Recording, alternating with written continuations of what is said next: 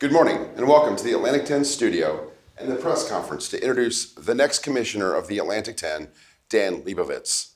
We'll start this morning's press conference with comments from Dr. Eric Spina, the president of University of Dayton and the chair of the search committee and the chair of the A10 Council of Presidents.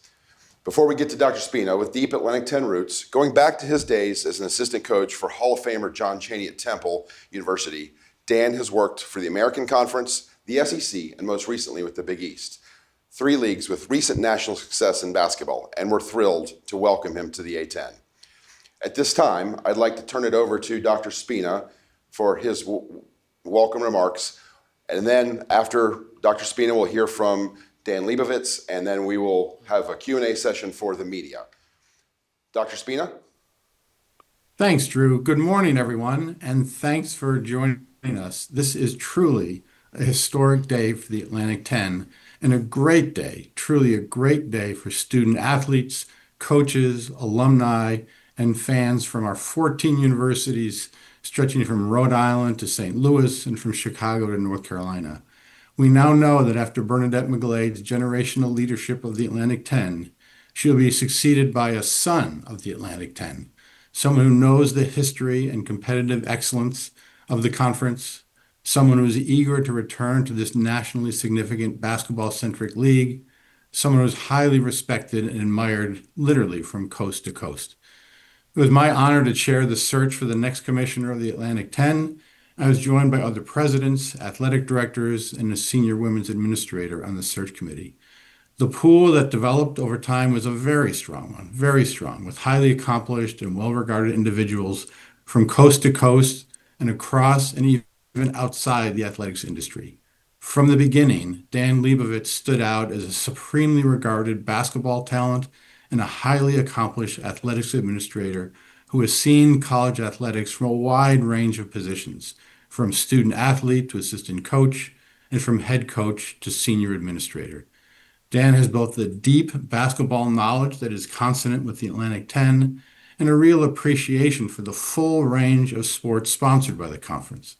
Importantly, in each of our conversations, he stressed the critical nature of the student-athlete experience and demonstrated the kind of integrity that is essential as college athletics moves forward, including that the education of student athletes is an important responsibility that we all share. I won't give you a rundown of Dan's many positions within college athletics, as that is well known by all of you. Rather, let me just say that I represent all of us within the Atlantic 10 is expressing great excitement and full confidence that Dan Leibovitz is the perfect person to lead the conference into the future. It is my great privilege and pleasure to reintroduce to you Dan Leibovitz, who will become the 6th commissioner of the Atlantic 10 in May. Dan? Thank you. Good morning. Thank you for joining us. Today is an incredible day for my family and me. I am filled with gratitude, humility, and excitement as we begin this new chapter together. I want to first thank Dr. Spina and the Atlantic 10 presidents, members of the search committee, and turnkey ZRG for entrusting me with the opportunity to lead a conference that has meant so much to me. I've heard from colleagues across the country, on campuses, in conference offices, and in the national media who are now officially A10 fans. Their thoughtful messages are truly humbling. You chose substance over bells and whistles. You selected someone who believes in building consensus and combines soft skills with a deep understanding of the issues. I'm ready to lead and help shape the future of this conference, and I'm thrilled to expand my horizons beyond basketball while embracing every aspect of this role and every sport in the conference. I want to congratulate outgoing Commissioner Bernadette McGlade on her 18 years of strong leadership. The A10 is stable, aligned, and positioned for continued excellence. Anyone who knows me knows how much I love my family, and today gives me a chance to express that. To my wife, Nancy, 22 years ago, you married a basketball coach, and we could never have imagined the road ahead. Thank you for standing beside me through it all. You have challenged me to be better, and you are the rock of our family. To Kaya, Noah, and Nash, our children, Thank you for the sacrifices you've made over the years. I am incredibly proud of each of you. Always remember you can achieve anything if you put your mind to it. I want to thank my parents, my father Mitch, who taught me to do it right the first time and to catch people doing things right. My mother Joanne, who instilled the importance of education in me, and my sister Dana, who has always believed in me. I also want to acknowledge 3 commissioners who opened doors for me on this journey. Val Ackerman of the Big East, Greg Sankey of the Southeastern Conference, Mike Oresco, formerly of the American Conference. Your mentorship and guidance have helped me immensely. Thank you. 30 years ago, I experienced my first A-10 game as a 23-year-old assistant at Temple under legendary coach John Chaney. Unfortunately, we lost to an outstanding Rhode Island team in overtime, but I was immediately in love with the league. During my 10 years on staff, I had the privilege of serving as nearly every role. Graduate assistant, restricted earnings coach, second assistant, top assistant, and interim head coach. In addition to Coach Chaney, the A-10 featured coaching legends like John Calipari, Phil Martelli Sr., and the late Skip Prosser, to name a few. Every roster had a player who would eventually play in the NBA.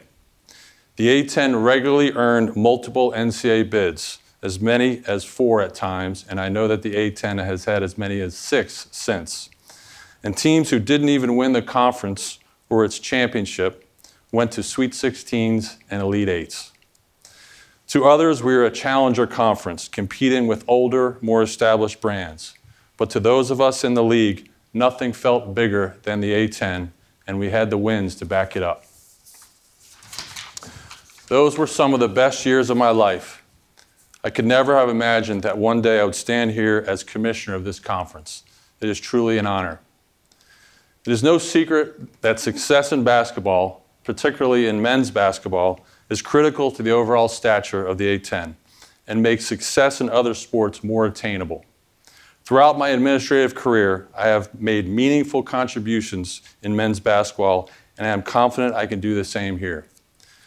The role of commissioner in college sports has evolved dramatically in recent years. It is much broader and more complex than it has ever been. Commissioners must find new ways to generate more revenue and distribute it to member institutions. We must navigate through litigation. We must advocate for the college athletics model at the national level, including in conversations with Congress. And through it all, we must never lose sight of the well-being of our student athletes. I am ready to meet these challenges. My vision for the future of this conference centers around several foundational pillars. First, no surprise, is competitive excellence. Our goal is to consistently have multiple teams in national championship fields in all of our sports. To do this, we must attract and retain talented student athletes and conduct high-level conference championships. Second, preservation of the student athlete experience. We have outstanding academic institutions. In this transfer portal environment, our goal is the same. We want young people to earn a degree and chart a course for future success. Third, innovation. We must be creative and differentiate ourselves. We should be viewed as a modern, forward-thinking conference. We must effectively market the A-10 in a way that lends itself to sponsorship opportunities and growth. Fourth, collaboration and communication. The A-10 includes Catholic institutions and public universities. Our schools vary in size and infrastructure. As commissioner, my responsibility is to ensure that we are all rowing in the same direction. At the SEC, we often said that an 8-6 vote ultimately meant 14-0. That same math holds true in the A-10. Healthy debate is important, but once we leave the meeting room, we must all stand behind our decisions. Finally, national impact. Our conference is located in major media markets like New York City, Chicago, Philadelphia, Washington, D.C., Charlotte, St. Louis, and Pittsburgh. This represents 40 million television households and 33% of the total market. What a tremendous opportunity this exposure provides to enhance future media partnerships, connect with corporate leaders, and maximize our brand. In addition, we must ensure our voice is heard on national issues. I have developed the relationships and credibility that will allow the A10 to have a voice as we all construct a new future for college athletics. We will develop leaders on campuses and in the conference office. Our staff will operate with transparency, professionalism, and a shared commitment to service. Our best spokespeople will be our membership. Before I close, I want to address a few important subgroups within the A10 community. To our student athletes, I cannot wait to meet you and support you by elevating your experience and celebrating your achievements. You are the heart and soul of the A10. To our coaches, in many ways, I still have the heart of a coach. I will be an advocate, and I will do everything in my power to provide the resources and support you need to win championships. To our athletic directors, your leadership is essential to our collective success. I look forward to working shoulder to shoulder with you as we navigate the challenges and opportunities ahead. And to our university presidents, thank you again for your trust and your vision for this conference. I look forward to partnering with you as we shape our future together. The Atlantic 10 is aligned, committed, and prepared for the future. And I am deeply honored to serve as your commissioner. Thank you very much. Thank you, Dan. At this time, we'll open the floor for questions from the media. A few requests, please. If you have not already done this, please change your name on the Zoom to your name and outlet to help us identify you better. When you have a question, please put it in the chat. Alex on our staff will alert me that we have a question. And then reminder to open your mic as we come to you so that we can hear your question here. Both Dr. Spina and Dan Leibovitz are available for questions. So if you want to direct it to whomever it is. Our first question is from Mike Corey at ESPN. Mike, if you could unmute yourself and go ahead, please. Yeah, Dan, first off, congratulations. We're super excited to have you leading the league. Just heard from so many people, and we're looking forward to your leadership. I guess my first thing was just kind of like, what are some of the initial things that you have to do when you take over a position like this within the kind of first year? I know a lot of people have thoughts on this and that, but like, what do you need to do personally yourself as you take over to get acclimated? And I know you're familiar, but what are your first couple steps? I think anytime you take over, the first thing you have to do is a needs assessment. You got to get to know people. You got to listen a lot and try not to do anything, let your ego get in the way and try to do something too big without all the information that you need. For me, I'm excited to build and continue to build on the culture within the office and to understand, as I said in my remarks, the challenges and the opportunities on our campuses and how we can best leverage those assets. Great, thanks, Dan. A reminder to media members, one other note, if you could turn on your cameras as you ask the question so we can see you as well. All right, our next question is from John Fanta at NBC Sports. John, go ahead, please. Dan, congratulations. Very excited for you and your family and excited for what's ahead in the Atlantic 10. When you think about this league and what it was able to do this past week with both teams in the men's basketball tournament winning their first round games, and Coach Martelli Jr. Being such a centerpiece there in that upset win over North Carolina, and with all the viewership, how much is that just the latest example of what this league can be, and in what ways do you look and say, all right, there's momentum for us to keep building this out, and this league can continue to break through? Thank you, John. Great to see you. Thanks for joining. It was a great night watching. I was in Philadelphia to support the Big East teams and caught the action on both nights. It was great to see those first round wins, and a reminder to people that we're here and we're here to stay. We have great coaches in this league. The future is extremely bright, And there's so much made of the metrics and can we get the games and the quad ones, and that's not easy, I understand that. But at the end of the day, the beauty of basketball is that it's 5 players, 2 rims and a ball, and anything can happen during a game. And those games, and not that they were necessarily unbelievable upsets, I have confidence in the A10 teams, but when all the metrics are aside, you still have to go out there and compete.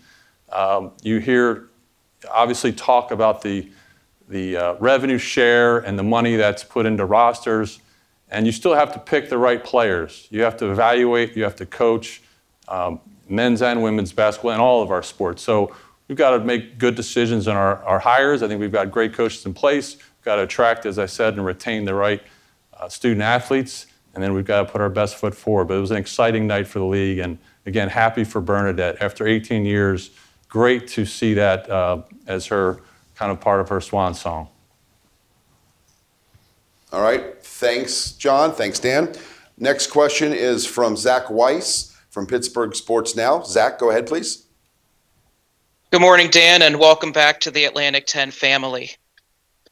My question centers around when you went through the process of this, just what did you find in your own self-discovery versus what the conference metrics are and can be, and how did you find those common grounds?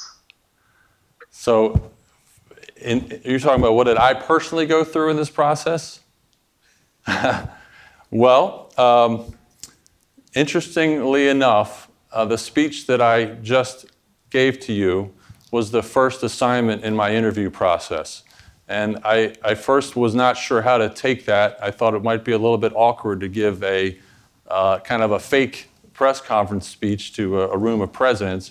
But as I delivered the speech and wrote the speech, I could feel that it was me, that it was a fit, that this was the right move and the right situation for me. And while I was giving the remarks in the room, particularly when I was going through my Temple story, which is pretty remarkable. When I was at GA, I was checking classes. I was doing a lot of video stuff. I was making sure that everything was okay in the dorms. And to fast forward, obviously I took on more coaching responsibilities, but to fast forward to be the commissioner is beyond my wildest, as I said, imagination. But I was able to connect with people in the room. It felt like a room of presidents and athletic directors and an SWA that I would want to work with, that were relatable, that understood the current realities. And I don't say that as if they are all negative, but they understood who the A10 is and who the A10 can be. All right. Thanks, Zach, for your question. Dan, thank you. Our next question is from Michael Bergman from A10 Talk. Michael, you're up. How we doing, Dan? Congratulations. Welcome to the league. So I wanted to ask you kind of about scheduling, and I know that's kind of been a big issue, especially around a lot of the mid-majors, A10 and whatnot. So kind of what your experience coming from the Big East and kind of seeing how that works from non-football leagues. How do you see kind of the A10 being able to improve its non-conference scheduling? I know the A10 recently came out with scheduling partners with the American Athletic, but how do you kind of expand upon that, especially for the teams kind of in the lower half that really need kind of the help to kind of boost the overall resume of the league?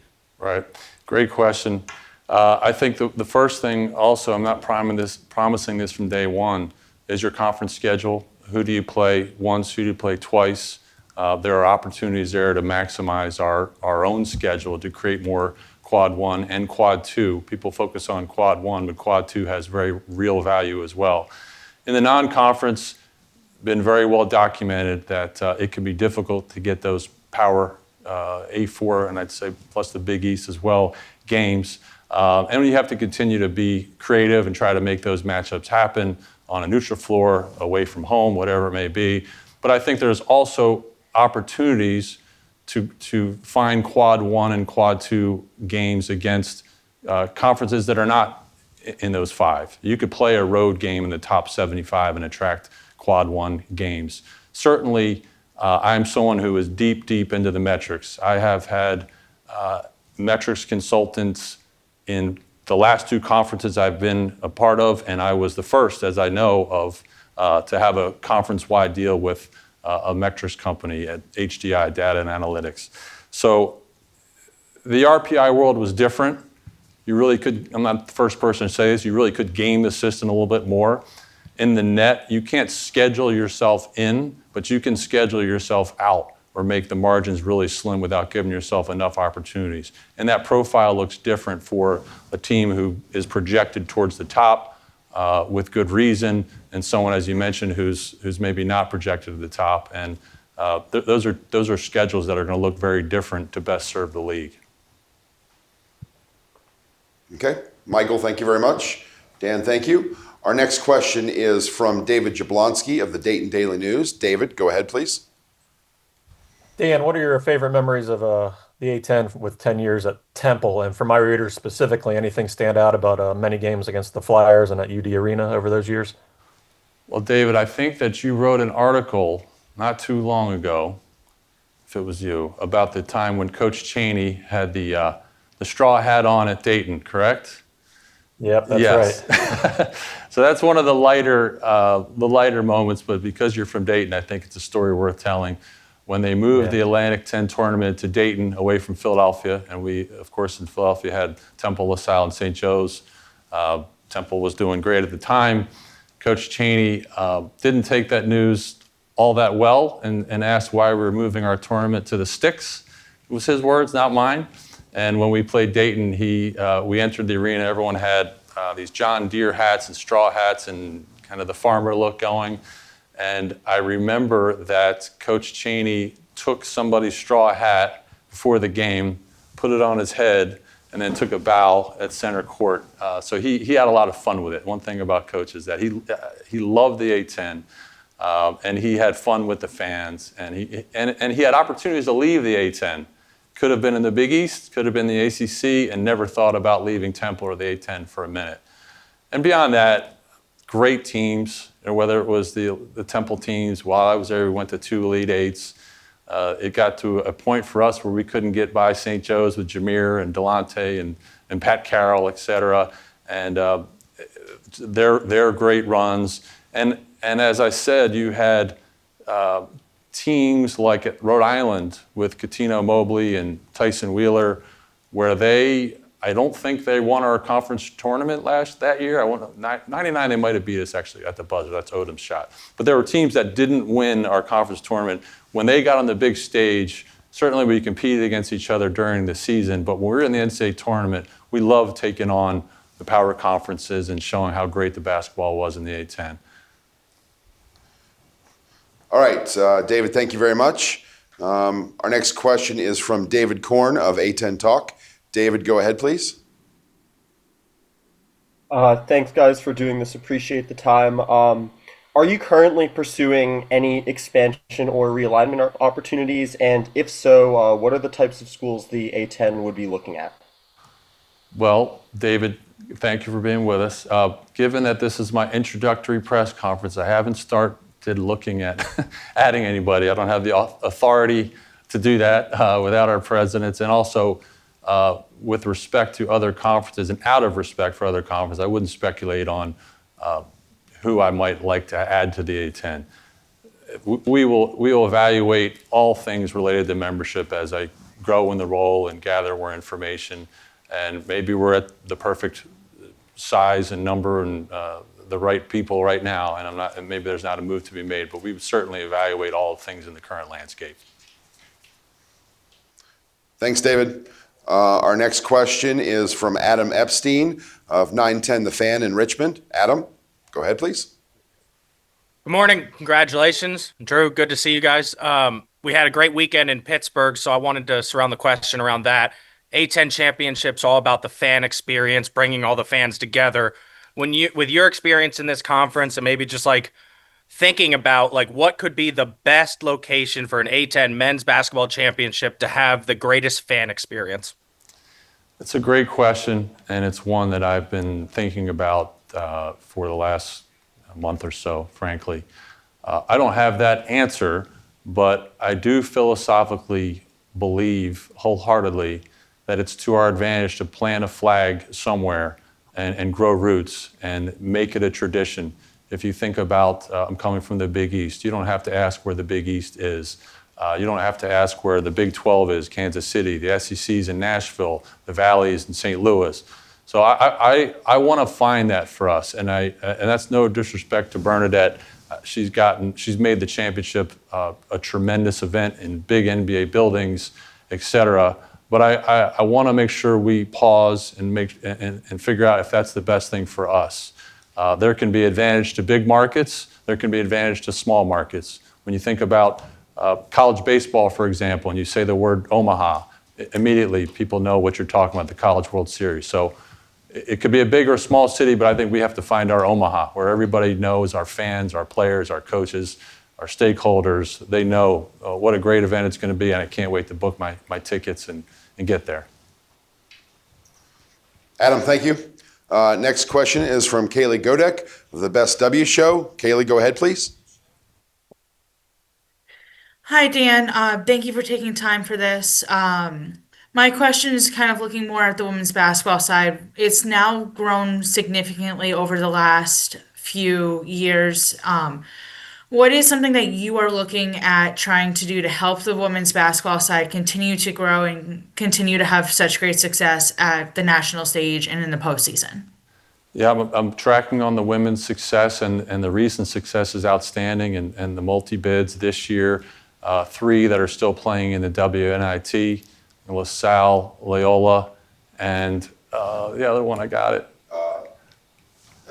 I had it on the way up. GW, sorry, I should know, I'm right here in DC. Sorry, a lot of things in my head, but I have been tracking, and on the men as well, there we have people in the NIT.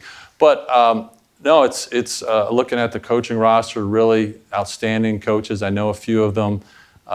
And it's a basketball conference, men's and women's, where you have a culture that supports this sport so very well. The current landscape is challenging. As I said in my remarks, there is such a push and a need to compete with the power conferences and many resources we put into men's basketball, but there is an opportunity if you are a campus that prioritizes it, you might have an advantage against some power conference teams that are so invested in the football, so invested in the men's basketball that you could choose an institution to make it a priority and really make a splash. I think the fact that they have consistently had 2 bids is very, very encouraging. And I apologize for GW that I forgot them. Thank you for your question. Kaylee, thank you. We don't have any other questions queued up, so if you have another question, please put it in the chat for Alex. In the meantime, Dan, can you talk about your first 100 days? What do you want to do when you first get in here and get started?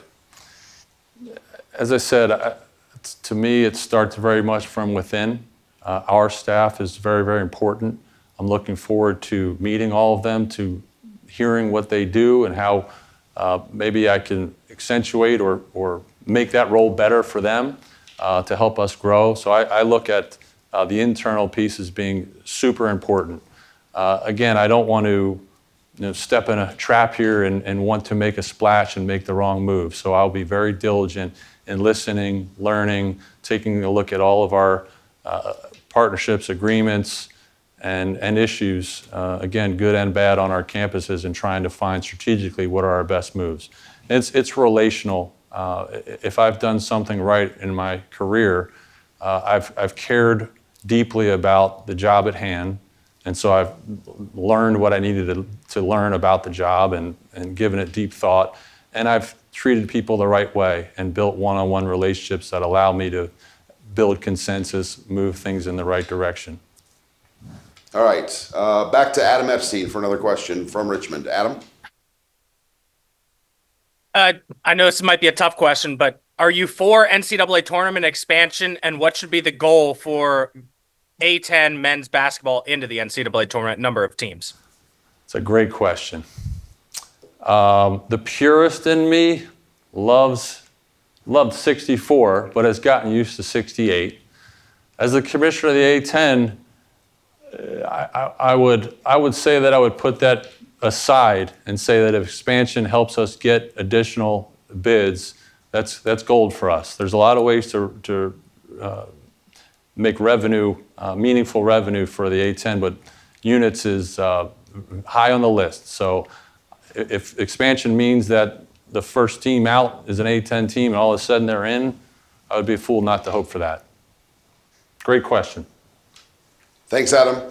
Our next question is from Cardell Dudley from Finance Magazine. Cardell, go ahead, please.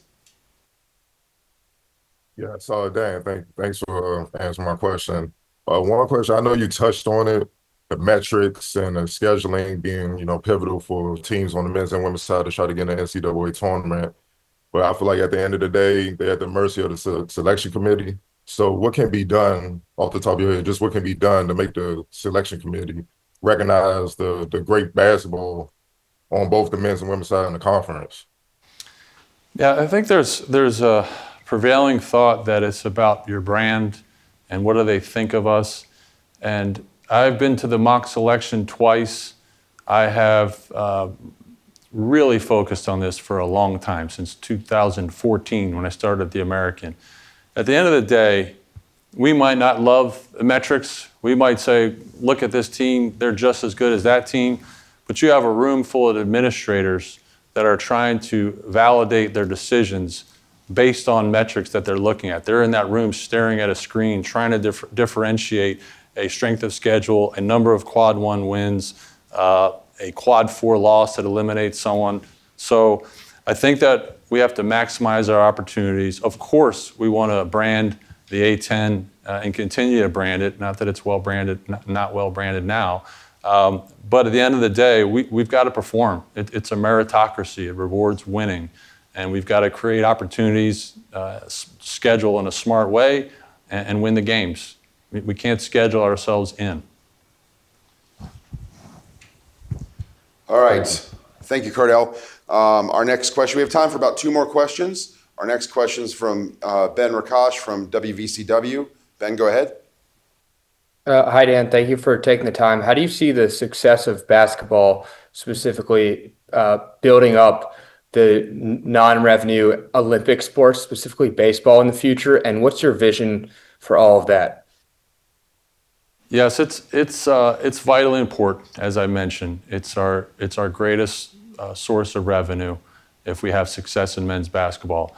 And it's not always easy for other sports to see that, because on a campus sometimes you're a coach of an Olympic sport and you're trying to get something that seems very realistic, and they're giving one more thing to men's or women's basketball. So I completely understand that.